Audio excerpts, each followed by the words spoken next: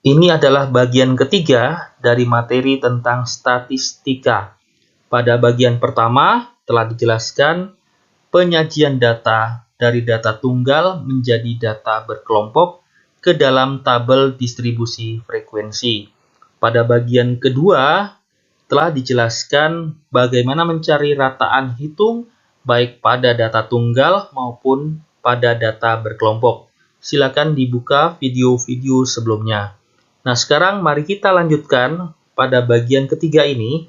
Kita akan mempelajari bagaimana mencari nilai modus baik pada data tunggal maupun pada data berkelompok. Silakan simak video ini sampai selesai. Nah, sekarang kita akan belajar tentang modus baik pada data tunggal maupun pada data berkelompok. Pada data tunggal, modus adalah nilai datum yang sering muncul atau datum yang frekuensinya terbesar. Contoh,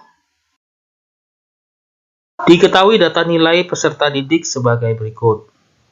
A 9977778998, B 9977555346, C 12345678910.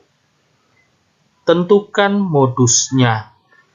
Jadi dalam suatu data ada yang memiliki hanya satu modus saja atau ada yang lebih dari satu. Bahkan ada juga yang tidak memiliki modus. Nah, sebagai contoh di sini untuk yang A, perhatikan di sini nilai yang sering muncul adalah 7 karena 7-nya ada 1 2 3 4. Jadi yang A ini modusnya adalah 7. Sedangkan yang B, perhatikan di sini 9-nya ada 2. 7-nya juga ada 2, 5-nya juga ada 2. Jadi ada 3 modus di sini. Jadi modusnya ada 5, kemudian 7, dan 9. Sedangkan yang C, karena semuanya memiliki frekuensi yang sama, jadi untuk yang C tidak memiliki modus. Contoh berikutnya, tentukan modus dari data berikut.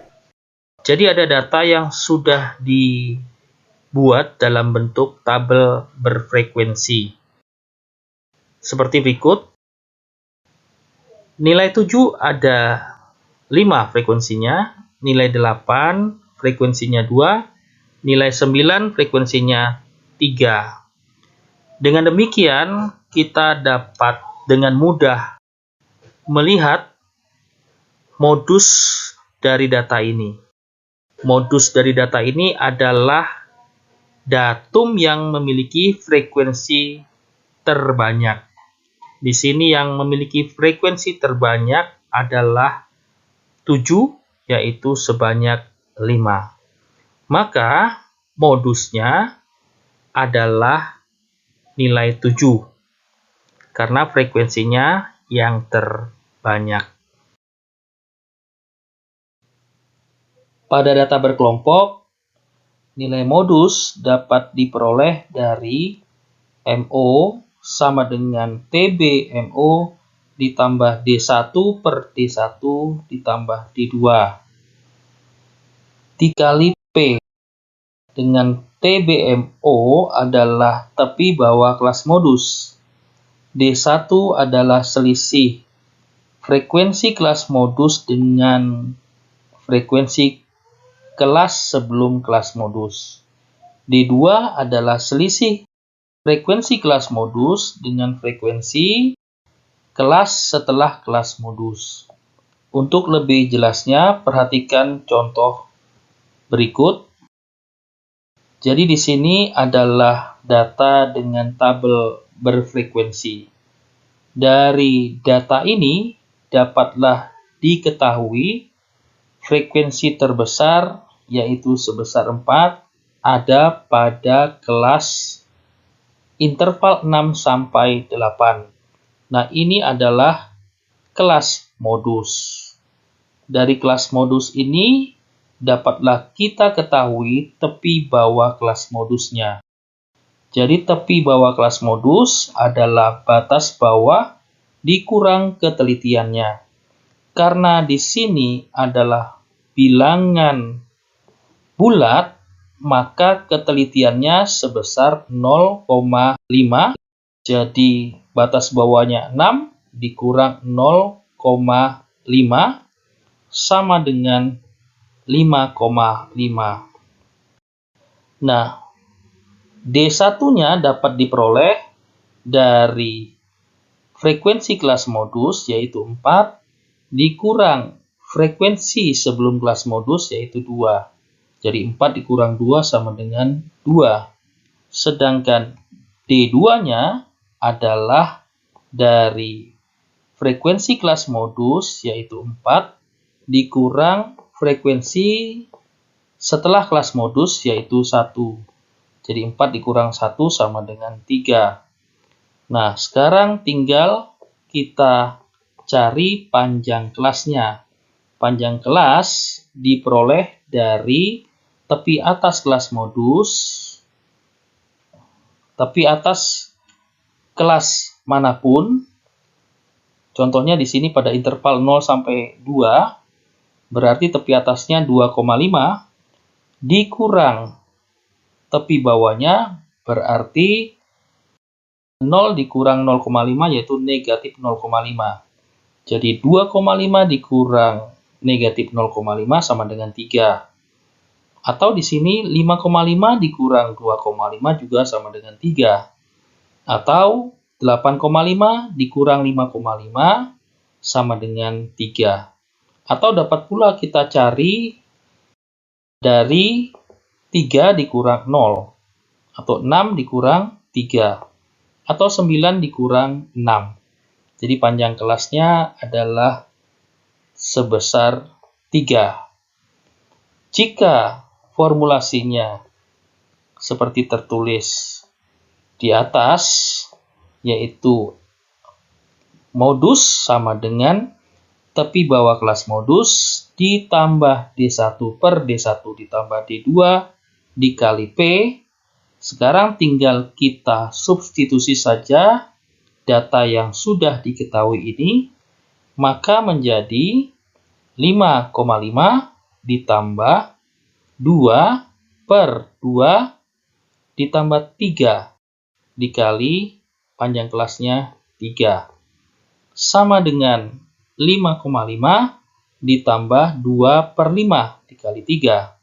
Sama dengan 5,5, karena 2 per 5 dikali 3 adalah 1,2, maka ditambah 1,2 menjadi 6,7.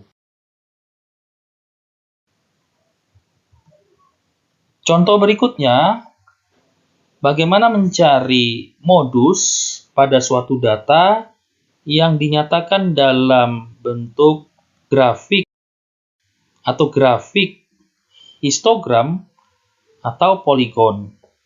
Nah, dari grafik ini kita dapat mengetahui bahwa frekuensi terbesarnya yaitu 4 ada pada kelas dengan interval 6 sampai 8.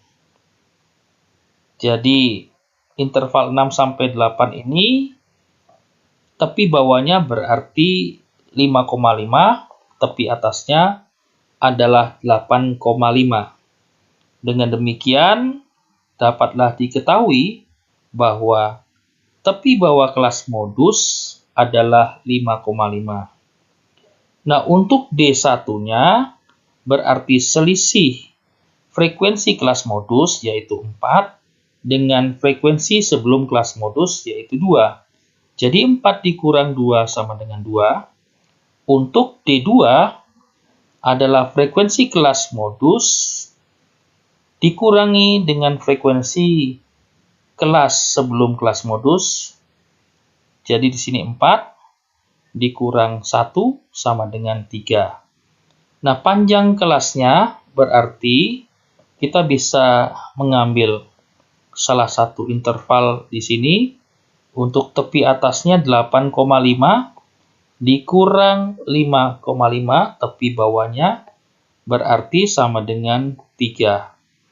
Nah, sekarang tinggal kita substitusikan saja pada formulasi untuk modus sama dengan tepi bawah kelas modus ditambah D1 per D1 ditambah D2 dikali panjang kelas sama dengan 5,5 ditambah 2 per 2 tambah 3 dikali 3 karena panjang kelasnya adalah 3. Jadi sama dengan 5,5 ditambah 2 per 5 dikali 3 sama dengan 5,5 karena 2 per 5 dikali 3 sama dengan 1,2 maka menjadi 6,7. Jadi, modus pada data ini sebesar 6,7.